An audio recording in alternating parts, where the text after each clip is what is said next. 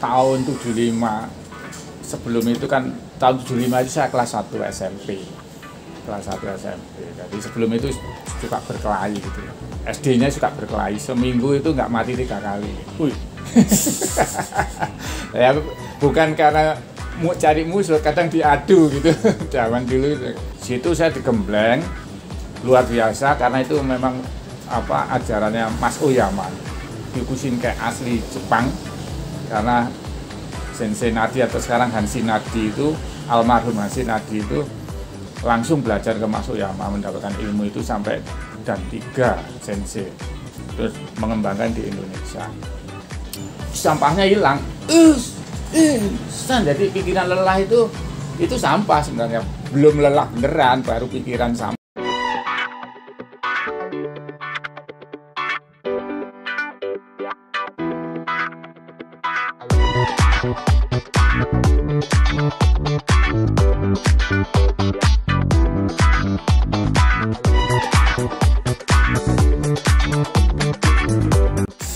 Selamat malam, salam gotong royong. Ketemu lagi di podcast Rebuk Beres dan kita ada di Pik 9, daerah Bintaro. Salam buat Om Fajar. Bersama saya malam ini dengan Pak Rinto Sanjoko. Pak Rinto adalah sahabat saya dari tahun 2001, mungkin lebih lama lagi kali ya Pak ya kita ya. Iya. Urusan apa ya? Bangun Cipta. Iya. Urusan Bangun Cipta, dan 2004 kita lebih intens lagi di urusan hipnosis dengan almarhum Pak Yan Nurindra. Iya. Pak Rinto ini adalah alumni pelatihan pertama di Diamond in You 2004 bulan Desember, awal bulan Desember 2004 Pak, sebelum tsunami. Oh iya, iya. Dan Pak Rinto adalah korban pertama Pak Yan Nurindra yang bisa dihipnosis. Ingat ya Pak ya? Jadi Pak Yan Nurindra itu cerita, orang yang gampang dihipnosis adalah punya keahlian yang akan menjadi ahli hipnosis. Iya. Dan kalau bisa dihipnosis ya pasti dia jago mempraktikkan ilmu hipnosis Pak ya. Iya. Dan dari 2004 sampai 2007 Pak Rinto ini adalah hipnoterapis yang paling ahli di antara teman-teman kita ya. Ada siapa? Koheri. Iya. Koheri gitu kan. Pak Edi Wada. Iya. Terus siapa lagi tuh? Fadil. Siapa lagi ya yang hebat? Ian. Pak Ian. Nah, Pak Rinto ini punya pengalaman menterapi klien. Jadi bukan pasien, kalau di terapi bukan pasien ya, klien ya. Nenek-nenek. Iya. Nenek-nenek yang gimana caranya biar bisa nggak pipis ya. Iya. Sugesti pipisnya ya. Umur 88 tahun. Jadi menghipnosis umur 88 ke toilet sehari itu sejam. Sejam sekali ya. Sejam 30-40 kali. Sejam 30. Hampir tiap 5 menit. Tiap 5 menit ke WC tapi nggak kencing, cuma pengen kencing aja ya. Itu Pak siapa sih itu? Pak Daniel. Ibunya Pak Daniel. Ibunya Pak Daniel. Salam Pak buat Pak Daniel. Salam Pak Daniel. Oke. Itu 20 tahun yang lalu. Sekarang aktif apa Pak? Ya, kalau hipnosisnya itu sudah menjadi darah daging ya. Tapi jadi kalau terapeutiknya juga darah daging. Sudah saya buat sebuah modul-modul yang mudah untuk dicerna untuk kalau yang berminat gitu. Dari pengalaman, teori dasar sampai pengalaman dan pengembangan sedikit. Nah, kalau di luar itu ya saya sebagai orang teknik ya bekerja di bidang teknik, jadi di bidang konstruksi kira-kira gitu. Ya. Nah, saya ingat lagi pengalaman kita ini ya, mendeliver teknik otak tengah. Oh iya. Jadi anak-anak apa namanya bisa blindfold reading. Iya. Cuma gara-gara kita ngintip ada salah satu pelatihan ini anak-anak blindfold reading kita ngintip. Kita tiru ternyata sukses juga ya. Aktivasi pusat kecerdasan. Itu untuk blindfold reading. Iya. Itu di ininya kita ya di pengalaman kita artinya penuh dengan keilmuan dan hari ini kita membahas ada satu hal yang istilahnya dari semua kejadian bagian kehidupan Pak Rinto yang harus dijabarkan di podcast ini, yaitu tentang mental. Mental itu adalah kebiasaan, repetisi. Mental apa Pak? Ini Pak Rinto sekarang tadi ya tiba-tiba aktif ke karate, Kyokushinkai, full contact PMK. Full contact karate, full body contact karate, kumite. Ya. Yang kalau nggak salah itu memang ada sejarahnya Frank Duff itu yang bohong ya. Ya. Jadi itu di awal di situ ya full contact. Ya. Nah itu kenapa Pak? Ya, jadi saya ini dulu kan tahun 75. Sebelum itu kan tahun 75 itu saya kelas 1 SMP. Jadi sebelum itu suka berkelahi gitu. SD-nya suka berkelahi. Seminggu itu nggak mati 3 kali. Ya bukan karena cari musuh, kadang diadu gitu. Zaman dulu itu. Jadi ada yang senior itu yang agak nakal itu suka ngadu yang muda-muda, yang anak-anak itu. Nah, om saya itu ingin kamu biar bisa membela diri dengan baik, ikutkanlah karate. Lah kok ya nyasar kebetulan dapatnya Kyokushinkai, tepatnya perguruannya itu pembinaan mental karate Kyokushinkai Karate Do Indonesia. Itu yang pertama kali di Indonesia. Jadi itu didirikan tahun 67. Saya masuk 75. Itu masih pendirian masih hidup. Saat itu namanya Sensei Nardi Nirwanto SA. Nah, situ saya digembleng luar biasa karena itu memang ajarannya Mas Oyama, Kyokushinkai asli Jepang. Karena Sensei Nardi atau sekarang Hanshi Nardi itu, almarhum Hanshi Nardi itu langsung belajar ke Mas Oyama, mendapatkan ilmu itu sampai dan 3 sensei, terus mengembangkan di Indonesia. Itu yang diajarkan adalah, kalau orang bahasa singkatnya, top the limit. Jadi semakin kita melemah itu semakin digenjot. Oke. Jadi sampai selama belum pingsan berarti masih kuat.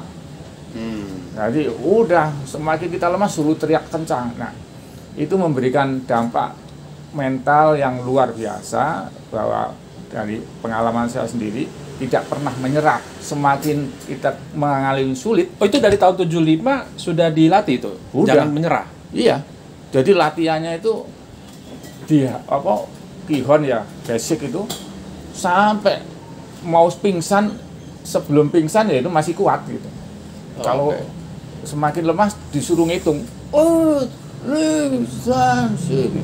Nah itu luar biasa sekali. Itu karena saya masih masa pertumbuhan remaja, itu melekat sekali, melekat. Dan selama 2 tahun saya sampai saat itu lulus tahun 77 saya mengundurkan diri, diminta orang tua mengundurkan diri karena fokus sekolah gitu.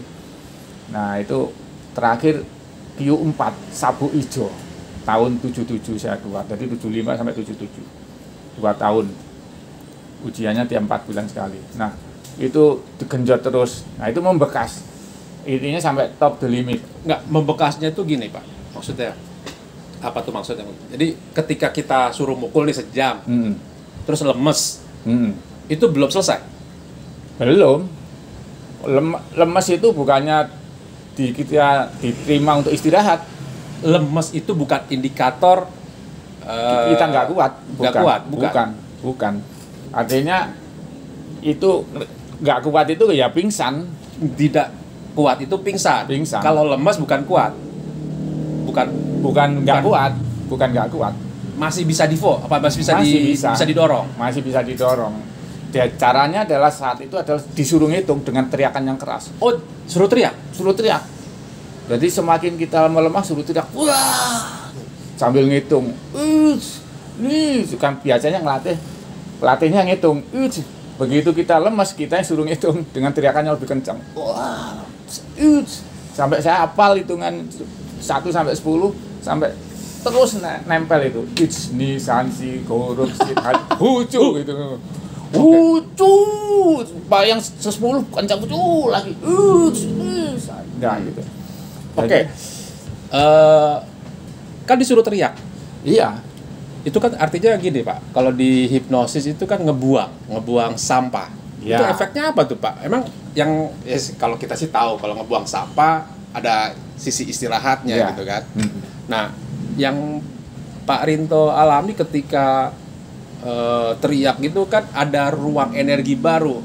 Ya. Nah, tapi ini kan harus di-force sampai energinya hilang, Pak.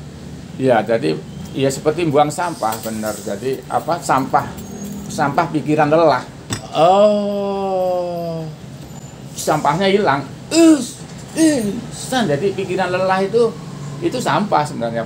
Belum lelah beneran, baru pikiran sampah. Badan sebenarnya tidak capek. Masih pikir itu yang capek. Ya, karena kita mengatakan kita lelah atau kita seger kadang-kadang belum badan, masih pikiran. Nah, begitu pikiran lelah, instruksi ke badan, otomatis badan ikut-ikutan gitu. Jadi yang dilatih itu kebiasa untuk lebih memahami badan, bukan pikiran. Ya, pikiran-pikiran yang bisa negatif itu dilepas. Jadi karena disuruh teriak. Nah, terus diberikan pemahaman, diberikan keyakinan bahwa pikiran baru, yaitu apa yang disampaikan pelatih, kamu masih kuat gitu. Oh, ada itu, ya. Ada semacam sugesti dari sensei-nya. Pasti. Oh gitu. Pasti. Oh, berarti harus ada ini ya, ada ini ya, coach-nya ya. Ada. Oh, yang nemenin ya? Iya, pelatihnya. Pembina. Oke. Itu yang di depan. Jadi pembina pelatih itu kalau dia melatih, dia tidak teriak-teriak aja, dia juga bergerak menunjukkan contoh. Oh. Jadi dia juga sama-sama basah gitu. Berarti si C-nya ini terus tiba-tiba ada yang rontok, pingsan, dibiarin tuh. Iya. Ya nanti, tapi sampai sejauh saya tahu belum ada yang pingsan. Oh gitu. Belum ada yang pingsan. Ya akhirnya lemes aja. Lemes aja, terus dinaikkan lagi, naik lagi. Oh berarti ada yang berhenti, dipaksa lagi tuh? Istilahnya tidak dipaksa. Kamu kalau belum pingsan ya masih kuat gitu. Tuh disuruh ngitung. Yeah. Jadi lupa dengan pikiran lelahnya. Oke. Sampah pikiran lelah itu pikiran kalah kali. Nah, pikiran kalah. Pikiran kalah itu lepas. Ya. Sampai badan benar-benar bilang, aku udah kalah deh. Nah, badan itu sebenarnya badan itu secara perlahan pasti naik terus. Karena pikiran kalahnya hilang, kan yang ada naik level badan. Badan naik level, ngikuti.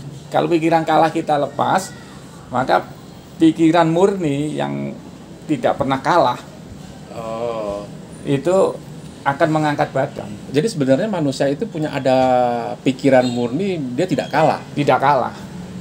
Seperti anak kecil yang tidak tahu apa-apa kan nggak ada rasa takut. Ya. Nah, kayak gitu, aslinya. Kemudian childlike, seperti anak-anak, iya. Bukan childish, kekanak-kanakan. Bukan childlike. Kalau childish, kekanak-kanakan, gue capek deh, ini deh, lemes deh, gue nggak bisa kayak gitu deh, gitu. Kalau seperti anak-anak, itu yang pikiran murni. Karena seperti orang anak-anak itu tumbuh, itu kan dari pikiran murni. Terus dia eksplorasi sana sih. Waktu dia eksplorasi, dia nggak pernah ini api itu membakar, apa ini itu. Murni dia. Terus kemudian jadilah barrier-barrier yang membuat dia muncul pikiran kalah. Sehingga badan expand. Iya, kalau pikiran murni ini yang menguasai keadaan, badan ikut aja. Oh, jadi sebenarnya yang dilatih itu badan dulu atau pikiran dulu? Pikiran dan badan. Oh gitu. Pikiran dan badan. Jadi Tadi kembali lagi, badan, tidak pikiran. bahwa pikiran murni Mm-mm. yang kita identifikasi tadi, pikiran murni sebenarnya kita tidak bisa kalah. Tidak bisa kalah. Tidak bisa kalah. Tidak bisa kalah. Itu doktrinnya siapa tuh Pak? Hmm? Tidak bisa kalah. Karena doktrinnya ini Pak, doktrinnya ya Kiyosaki. gini. Ya, jadi ini luar biasa memang. Mas Oyama itu Masutatsu Oyama. Oyama. Jadi migran Jepang ke Korea yang ke Jepang itu mendapatkan marga Oyama dari orang Jepang, dan dia nama Jepangnya Masutatsu, disingkat Mas Oyama. Itu sudah sangat terkenal di dunia. Dia adalah karateka yang tidak ada bisa mengalahkan, karena dia memang bertanding duel satu-satu dengan seluruh karateka se-Jepang, dan tidak ada yang bisa mengalahkan. Itu kejadiannya gimana Pak? Kok dia bertanding atau gimana tuh? Iya, didatangi. Jadi Didatengin kayak Ip Man, musuhnya Ip Man lah ya. iya, kayak musuhnya. Dia datangi satu-satu. Karena saat itu dia Kayak dunia persilatan Tiongkok lah ya. Iya, kayak kira-kira Cuma gitu. ini versinya kayak musuhnya Ip Man, si Mas Oyama ini. Karena saat itu dia selalu direndahkan lah. Karena bukan orang orang Ya, Jepang. Bisa jadi. Nah, kemudian dia istilahnya kalau orang awalnya karena direndahkan. iya, Terus dia sebelum dia mau berani bertanding ngapain dia? nah dia akhirnya istilahnya kalau orang itu kayak bertapa, jadi mengasingkan diri, mengolah dirinya sampai top the limit terus dinaikkan terus sampai saat hampir berapa bulan gitu ya, hampir setahun lah gitu, berapa bulan, 8 bulan atau berapa itu Cuma 8 bulan? 8 bulan. Hebat juga ya? Iya, tapi dia sudah punya dasar-dasar sebelumnya, tapi mengoptimalkan 8 bulan lepas di gunung dengan alam yang salju. Kita kan pernah ke Pak Gunawan Raharja tuh, PGB Bango Putih, seluruh ilmu silatnya kalau nggak salah setahun kan? Iya. Yang waktu ke Bogor itu kan setahun ya. Ini cuma 8 bulan. 8 bulan, tapi setiap hari nggak ada habis-habisnya berlatih. Menggenjot dirinya itu sudah. Oh, ketemu di situ, ketemu teknik. Iya, ketemu kemampuannya segala macam. Ketemu, oh ini pikiran murninya tidak bisa dikalahkan. Iya. Di situ dia. Kelihatannya begitu. Sehingga begitu dia turun, akhirnya dia menantang seluruh karateka se-Jepang perguruan dengan pimpinannya, dia kalah semua, dan makanya dia terus memunculkan nama alirannya Kyokushinkai. Itu artinya apa tuh Pak? Kyokushinkai itu kebenaran tertinggi, atau yang menerjemahkan aliran baru. Karena dia sangat kecewa dengan karateka saat itu, kok nggak berani bertarung nggak dikenakan kalau bertarung. Nggak full contact body. Nggak full body contact gitu. Sehingga itu bukan karateka, itu kan. Oh, dia Mas Oyama itu punya konsep apa itu karate, iya, yang harus full body contact. Iya, namanya bela diri ya harus bertarung gitu. Karena dia harus apa adanya gitu. Apa adanya. Jangan menahan diri. Jangan menahan diri. Nah, karena kenyataan kalau itu digunakan ya benar-benar bertarung gitu kan. Nah, kalau dia nggak siap kan pada kenyataannya ya percuma. Mas Oyama itu menemukan teknik, sebenarnya bukan ini ya. Menemukan teknik gimana caranya jangan menyerah. Caranya cuma satu. Ya. Full contact, langsung. Jangan ragu-ragu. Tidak boleh menyerah. Mental tidak menyerah itu artinya apa tadi? Pikiran menang. Iya, maksudnya jangan ragu-ragu. Jangan ragu-ragu. Menyerah itu tidak sama, itu lawannya jangan ragu-ragu. Iya.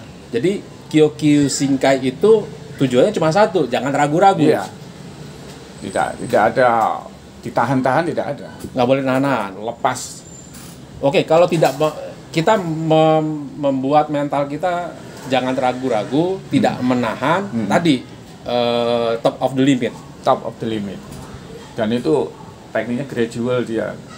Jadi 8 bulan itu terjadi kenaikan gradual yang accelerate. Kelihatan waktunya pendek, Tapi accelerated. accelerated. Karena tidak mau menyerah, Iya. dia accelerated. Accelerated. Jadi dulu topnya segini, tiba-tiba topnya naik terus, naik terus, naik terus, naik terus, naik terus, naik terus, naik terus. Situ dia ketemu konsep itu. Konsep itu. Jadi tidak linear tapi eksponensial pergerakan ininya, apa, kemampuannya itu. Nah, kalau kita lewat konteksnya ke hipnosis, terjadi eksponensial. Iya. Sugesti. Iya. Jadi memang Mas Oyama itu benar-benar menggunakan kombinasi fisik dan pikiran jadi satu kesatuan. Jadi ya itu satu spirit. Makanya dia selalu bilang kalau karateka itu nomor 1 bukan bertarungnya, melawan lawan dengan mental karatenya. Jadi lawan itu udah Lawan itu bukan yang di depan kita, lawan itu di diri kita gitu. diri kita, dan kita mempunyai mental ini, mental karateka itu lawan sudah minggir sendiri gitu. Kamu jadi karateka sejati itu kalau ketemu lawan kita baru begini aja udah nggak mau bikin story lah, bikin masalah dengan dia gitu. Jadi jangan sampai mukul lawan, tapi kalau benar mukul kejadian ya tahu sendiri akibatnya. Oh, jadi yang di efek dari kita ngelawan diri sendiri muncullah dibaca sama lawan kita, wah ini orang siap nih karena dia udah bisa ngelawan diri sendiri gitu ya. Iya. Itu udah dapat waktu tahun 75. Udah. Efeknya apa, Pak?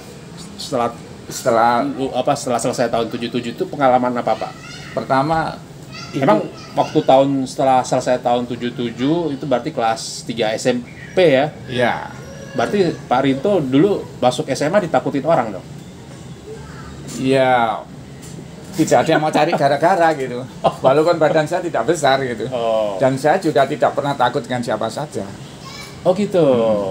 Nah, dan dalam arti tapi dalam arti perjuangan hidup itu tidak pernah tergantung siapa saja. Jadi terus orang lain, saya ada keterbatasan ini, saya terus sampai akhirnya ya bisa dalam segala bidang bisa bergerak gitu.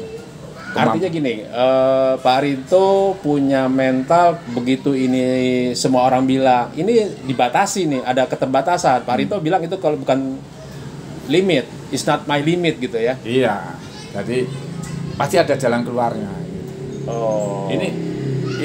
Ini salah. Jadi saya nggak bisa. Itu nggak pernah ada. Jadi dalam pikiran saya nggak pernah ada seperti itu. Karena ya tadi pikiran kalah itu sudah terlatih, semakin ada muncul itu semakin dilawan gitu. Artinya semakin tertekan, semakin semangat gitu. Oh gitu. Semakin tertekan, bukannya loyo, semakin semangat. Oh, berarti kalau pengen ngerjain Pak Rinto cuma satu ya, ditekan dulu gitu ya. Pak Rinto nih nggak bisa nih, Pak Rinto nih malah nantang gitu ya. Iya, itu saya sudah waktu bekerja juga begitu, bekerja 3 hari 3 malam nggak tidur itu karena ada tantangan. Tapi itu ini Pak, mentalnya orang Jawa Timur Pak. Kayaknya rata-rata seperti itu Pak. Ya, kalau cocok dengan Kyushin kayak. Oh gitu. Jawa Timur banyak berarti. Banyak sekali. Sekarang besar sekali di Jawa Timur Kyushin berkembang besar. Match ya. Berarti Jawa Barat, Jawa Tengah kurang kali ya, Jawa Tengah ya. Jawa Tengah, Jawa Barat lebih kurang lagi. Maaf ya, bukannya ini ya, tapi kita istilahnya ini ya, mapping ya. Artinya iya, ada background ke Jawa Timuran, ke Jawa Tengahan, sama ke Jawa Baratan. Ternyata Kiyoshinkai lebih ke orang Jawa Timur yang istilahnya kalau ditantang dijabanin gitu. Iya, jabanin. Tapi Betawi juga gitu kan, istilahnya kalau Betawi itu kan lo jual gue beli. Iya. Bisa jadi Kiyoshinkai cocok di Betawi dong. Bisa. Tapi belum kelihatan kali ya. Ada sih cabangnya di Iya. apa Dojo di Jakarta ada, di tempat saya juga di Binong ada, di apa di Cibubur itu TSM Cibubur saya berlatih sekarang ini. Nah, jadi rata-rata kawan-kawan Sinpai yang lain maupun pembina pelatih ya begitu. Jawa Timur. Enggak yang sekarang pun dimanapun rata-rata sama itu. Jangan ditantang. Jangan ditantang. Jangan ditantang. Iya. Jadi ditantang dijabani dan tambah semangat ditantang itu. Jadi kalau sama mereka ya tidak ngomong baik-baik aja. Oh gitu. Tapi kalau kita bicara di realita pekerjaan sebenarnya banyak manfaatnya dong kalau. Oh sangat. Artinya gini, kalau ada anak buah nih di kan Pak Rinto itu di lapangan gitu. Harusnya kan diajarin Kyokushinkai, Pak. Iya memang. Jadi itu sangat bermanfaat lah. Saya pengalaman semakin contohnya kalau dalam kerja beban kerja semakin besar itu bukannya kita mengeluh sambat apa ya orang Jawa bilang sambat atau mengeluh, enggak, dijabani. Oh apa ini, masa sih gini gak bisa gitu kan, tambah semangat gitu, semakin sulit semakin semangat gitu. Nah, saya tahu Pak Rinto backgroundnya hipnosis, terus sekarang ya Kyokushinkai, terus sekarang lebih mendalami ke Kyokushinkai lah ya, karena tadi tiba-tiba setelah 46 tahun berhenti berlatih lagi, itu kan ada mental yang nempel di tahun 77 gitu kan. Nempel, betul. Nah, kalau hipnosis ya belajar tentang inilah ya, tadi apa sugesti yang sebenarnya yang Mas Oyama juga ada paham tuh. Iya, jadi dengan saya belajar hipnosis jadi clear kenapa Kyokushinkai itu seperti itu. Secara keilmuannya clear, ilmiah gitu. Jadi Mas Oyama ngomong apa maksudnya udah tahu nih sebenarnya apa yang dilakukan sugesti di pikiran sama badan gitu kan. Dan dia sebagai apa ya, sebagai simbolnya. Oke. Cerita tentang adakah kejadian bahwa Mas Oyama itu sebagai simbol terus membuat simbolnya jelas. Enggak, maksudnya menjadi karate yang dibina oleh Kyokushinkai. Kalau gue ikut Mas Oyama, gue nggak bisa berhenti dong gitu. Yeah. Ada nggak kejadiannya, Pak? Iya. Ini Mas Oyama bisa nih gini-gini, lo jangan kalah Pak pendiri kita gitu. Ada nggak kejadiannya, Pak? Iya. Jadi Mas Oyama itu membuat simbol yang luar biasa karena dia memang menunjukkan dia karateka tak terkalahkan. Oke. Ya. Terus. Oke, simbol PMK lah ya. Ya. Nah, Kyokushinkai secara internasional. PMK perguruan yang ada di Indonesia. Pertama di Indonesia. Oh, jadi simbol PMK itu simbol internasionalnya Kyokushinkai ya? Iya, yang memang diambil dari situ karena memang itu maknanya apa, Pak? Kalau maknanya ini bisa saya nggak berani. Oh, janganlah ya. Maksudnya apa yang didapat dari simbol itu oleh Pak Rinto? Saya memahaminya begini, Mas Oyama itu entah gimana, saya tahu mungkin dia Jepang kan Zen ya, Zen Buddhisme. Jadi dia karena setiap latihan Kyokushinkai itu selalu diawali dengan meditasi sesaat, selesai latihan diakhiri dengan meditasi. Oke. Nah, jadi Zennya dibawa, jadi mau membersihkan pikiran, mengeningkan cipta lah bahasanya. Kemudian setelah berlatih mendapatkan sesuatu, diendapkan dengan mengeningkan cipta, disimpan. Oh, badan mengalami mengalami reprogramming terus disimpan. Naik levelnya di situ. Naik level terus karena meditasi. Nah, jadi itu yang saya lihat dari Kyokushinkai saya kira saya nggak tahu ya, tapi itu yang ciri khas yang utama. Isinya moksha. Kenapa Zen, Pak? Menurut Pak Rinto kok? Karena orang Jepang kan pada umumnya Zen. Ya, Zen itu tentang apa, Pak? Zen itu ya apa ya? Kosong ya. Jadi kosong. Jadi ilmu tertinggi itu kan kosong gitu. Kosong itu dari ketidaktahuan menjadi pengetahuan. Iya. Karena pengetahuan itu munculnya dari ketidaktahuan. Nah, kosong. Ketidaktahuan itu sumber semua pengetahuan. Keberadaan itu asalnya dari ketiadaan. Ya kita aja 100 tahun yang lalu, saya aja 100 tahun yang lalu nggak tahu di mana kan. Ya itu memang kalau secara agama masih dipegang Tuhan gitu kan. Tapi secara pribadi saya kan nggak tahu. Tiba-tiba muncul sekarang gitu kan. Nah, seperti black hole gitu kan, semua muncul dari black hole. Tanpa batas. Jadi sesuatu kita juga gitu. Kalau kita merasa bisa, ya sudah sebatas itu. Tapi kalau kita selalu open mind melepaskan kebisaan kita, bingkai-bingkai. Oh, jadi ada nyambungnya ya, top to the limit. Ya, limit to the top. Iya. Ya, sampai ke topnya aja. Karena there is no limit dari Zen. Iya.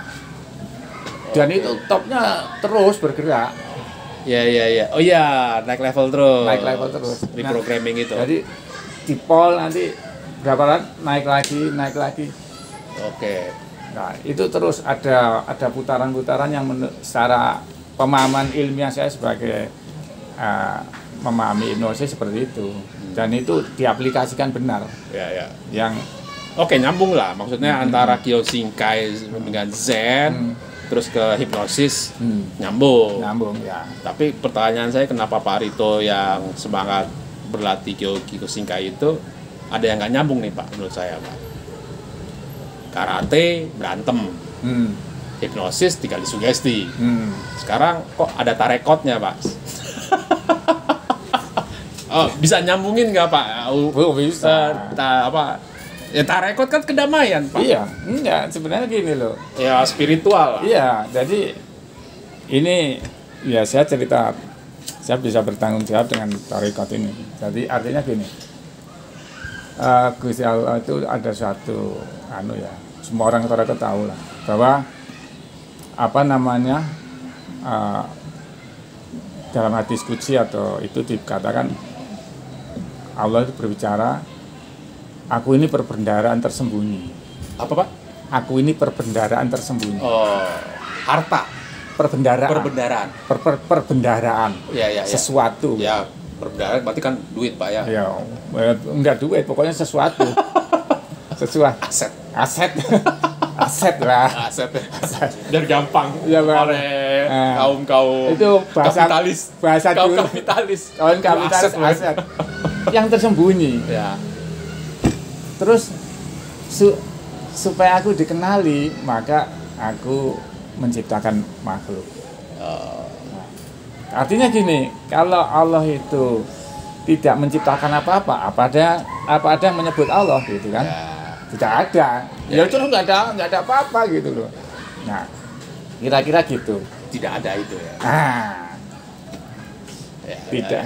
Karena Allah itu kan zat yang tidak seperti apa dan siapa dan tiada yang setara. Artinya ada karena tidak ada. Awahlab gitu. Ya. Awahlab gitu. Zatnya itu awahlab, nggak ada yang bisa unidentified gitu kan. Ya. Nah, supaya dia dikenali, maka dia menciptakan makhluk. Menciptakan makhluk itu sebenarnya menampilkan bukan zatnya ya, menampilkan sifatnya, menampilkan asmonya, namanya, terus menampilkan tindakannya. Oh, oke.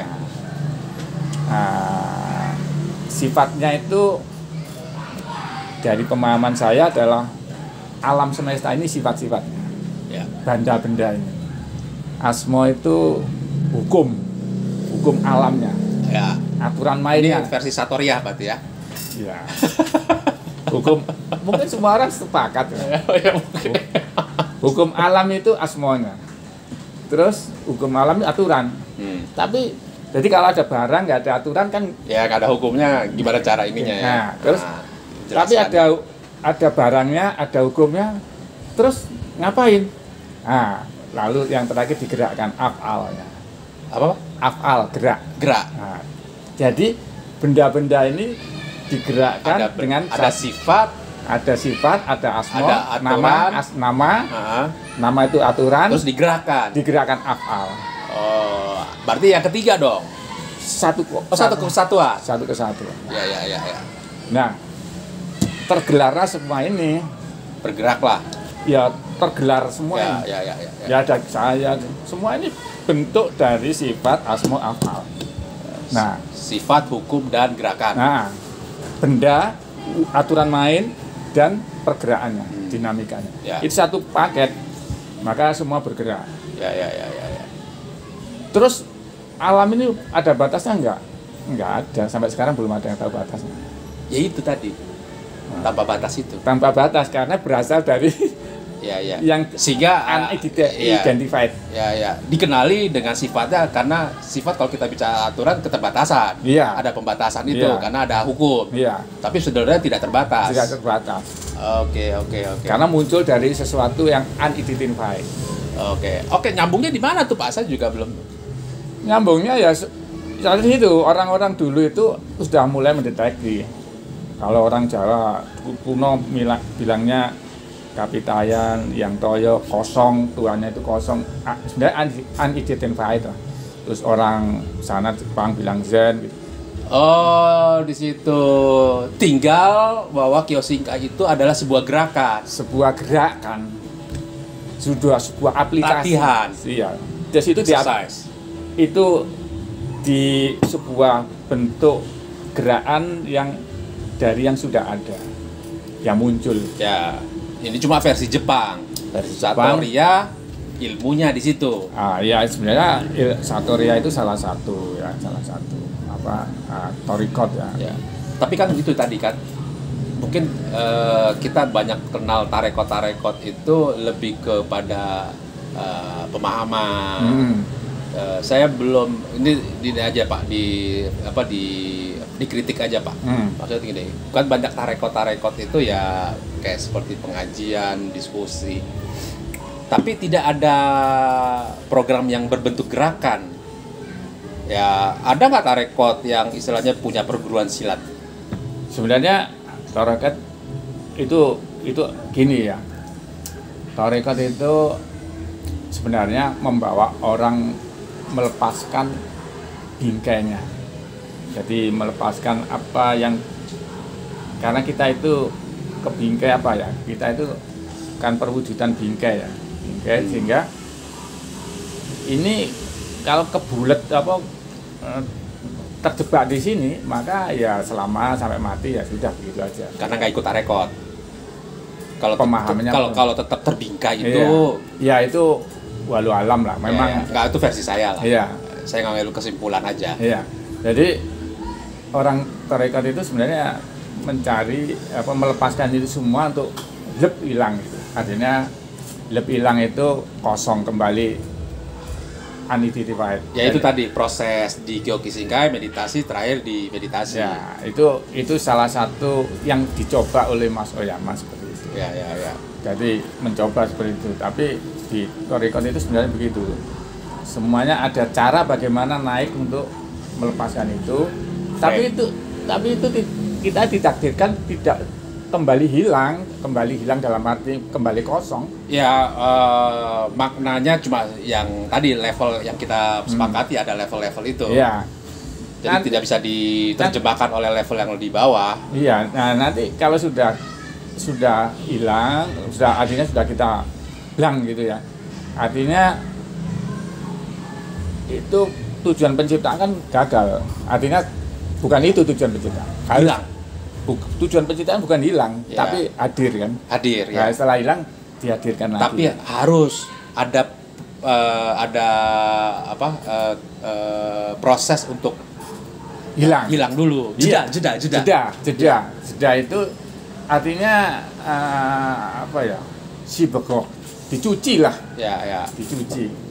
Sibegotullah itu trap gitu. Ya, bersihin, warnain lagi, bersihin, warnain lagi. Rolling terus. Sebenarnya orang-orang salik ya, pejalan-pejalan kepada itu larinya cuci warna, ya. Karena tujuan penciptaan itu warna. Iya. Kalau nggak mungkin tanpa warna lah. Nah, kalau tanpa warna nggak dikenali lagi gitu. Ya, ngapain capek-capek sang maha pencipta menciptakan gitu kalau nggak ada warna ya. Ini memang begitu. Nah, salik itu jalannya begitu lah. Ya. warna ini akan turun terus, tapi beda ya. Pertama kali yang berangkat turun ini beda, Ya. mengalami perbedaan. Nah, ini harus turun terus sampai menjadi orang yang sangat tidak dikenali bahwa dia itu batinnya selalu Ya, sama yang apa yang dijalankan oleh Giyok Singkai itu kan. Naik level, Iya. naik level. Kita nggak tahu sampai kapan levelnya ya, kan. sampai kapan. Nah, Ya, jadi seperti itulah sebenarnya, itu sudah kehendak ilahi sebenarnya. Ya. Kita kan jalani aja gitu. Oke, Nah, oke. semakin ya itu nyambungnya di situ. Jadi semua itu asal usulnya ya kehendak Allah aja. Kehendak Allah itu kan sebuah nama ya. Tapi ya Allah itu sudah terjabar seperti ini Allahnya. Oke, itu. pertanyaan terakhir Pak. Tadi bahwa sebenarnya ada proses tarekot yang seharusnya semua orang menjalani itu kan, naik level, cuci, warnain, dan itu yang ada yang terjadi di Giyok Singkai gitu kan. Salah satu orang mengaplikasikan Ya, secara nggak langsung. Ya, kalau Mas Oyama itu orang Jawa, dapat ilmu tarekot, mungkin ini jadi tarekot Giyok Singkai gitu kan. Bisa. Ya, udah ketemu nyambungnya di situ. Nah, pertanyaan saya terakhir tuh gini Pak, yang bisa dijalankan untuk versi orang Indonesia nih Pak, yang istilahnya sebenarnya ya tarekot, tapi memang ada yang tidak religius, nyambungnya kan di tadi 3 itu kan Pak, hipnosis, tarekot, sama karate yang sebetulnya dari Jepang yang kalau kita ini kan nggak nyambung juga. Nah, yang nanti kita berimajinasi lah. Nanti hasilnya apa nih Pak? Kalau misalnya kita mau jabarkan, apa yang mau kita ini kan Pak? Kita telurkan gitu loh. Kan kita udah berapa kali kita menelurkan, pecah telur? Iya. Kayak otak tengah APK gitu kan. Ya, itu gini.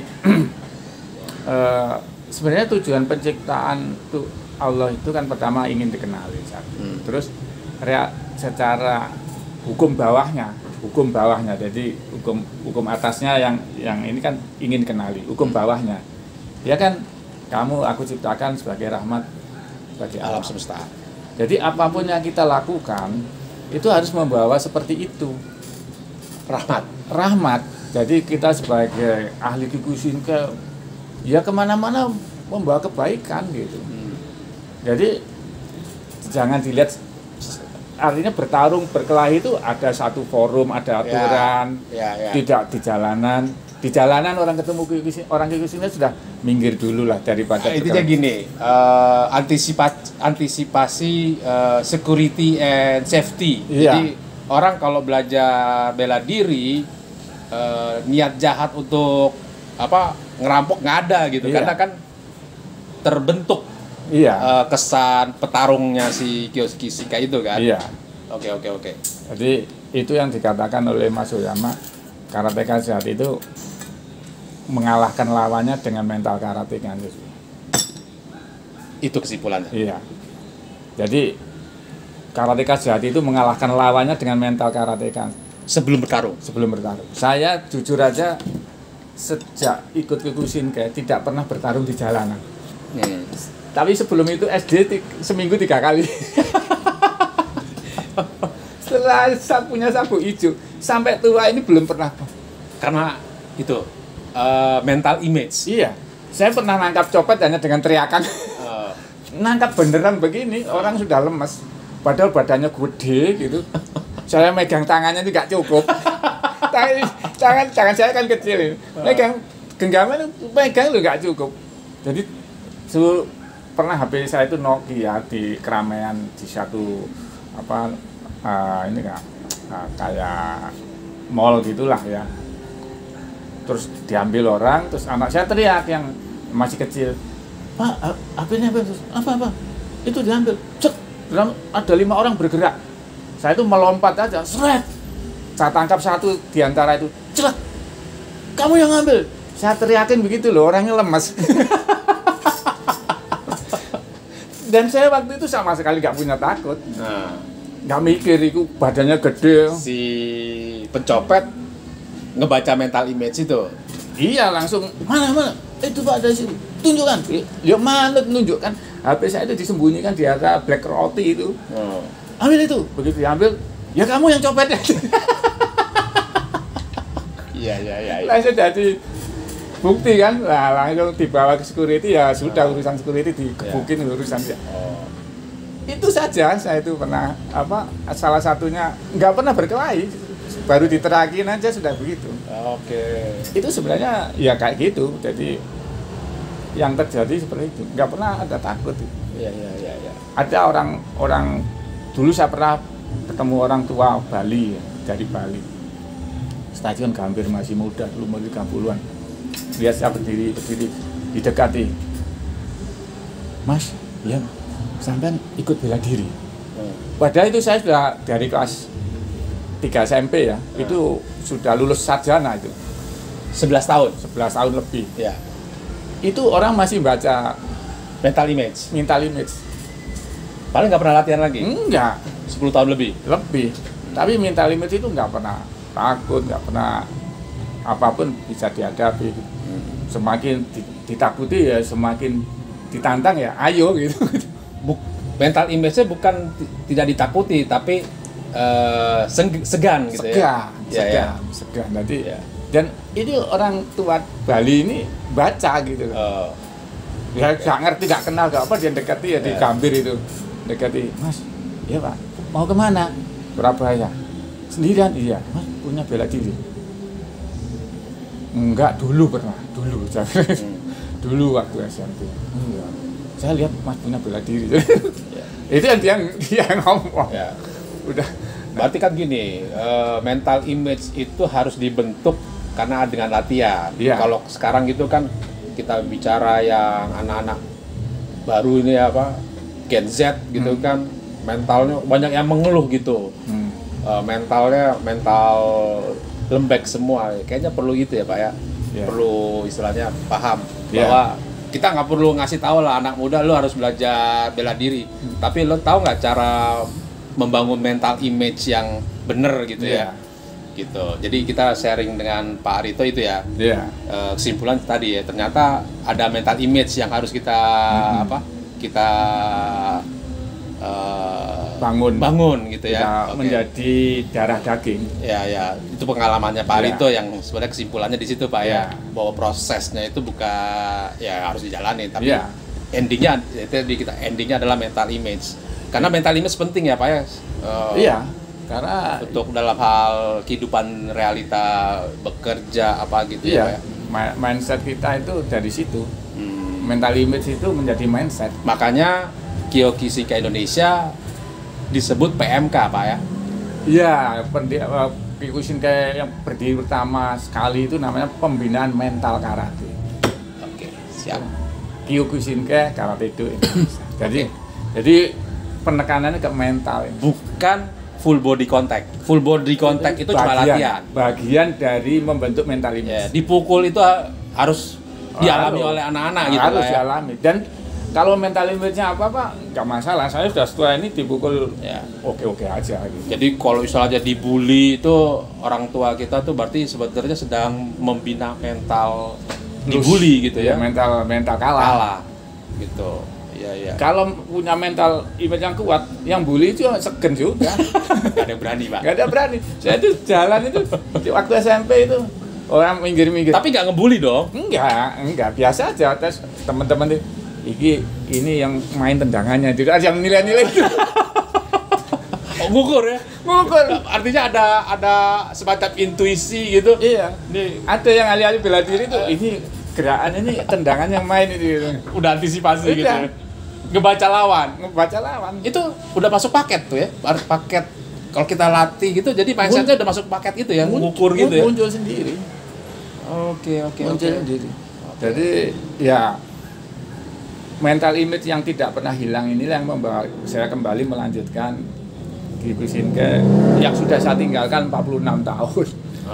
Sekarang melanjutkan sabuk hijau, alhamdulillah sekarang menjadi sabuk Sogo. Club Q2. Q2 naik dua level. Itu sekali latihan apa sekali ujian? Sekali ujian. Naik 2 level. Karena penghargaan dari pelatih juga mungkin saya dianggap aneh gitu. 46 tahun berarti. 46 tahun kok bisa kembali. Saya umurnya 61 lebih, 61. Itu ujian 3 jam bisa gitu. Komite juga bisa. Kayak Tatsuyama itu 15 jam tuh komite dia. Iya, 300 orang. 300 orang. Komite 300 orang, kayak kita ambil rata-rata 3 menit 900 menit. 15 jam apa berhenti? Ngapa berhenti? Tidak ada yang bisa. Seluruh dunia sampai sekarang belum ada yang bisa. Karena mental nggak boleh kalah. Mental nggak boleh kalah. Ya, muridnya aja yang paling top hanya 100 orang. Aduh. Sampai sekarang 300 nggak ada. Oke. Siap. Nanti kita lanjutin lagi lah ya. Ya. Oke. Kalau ada sedikit, wah ini harus yang dibahas di podcast Serbuk Beres ya. Kita datang, kita ngobrol lagi ya Pak Rinto ya. Siap. Oke, sampai ketemu lagi di podcast Serbuk Beres di Ping 9 Bintaro. Selamat malam, salam gotong royong.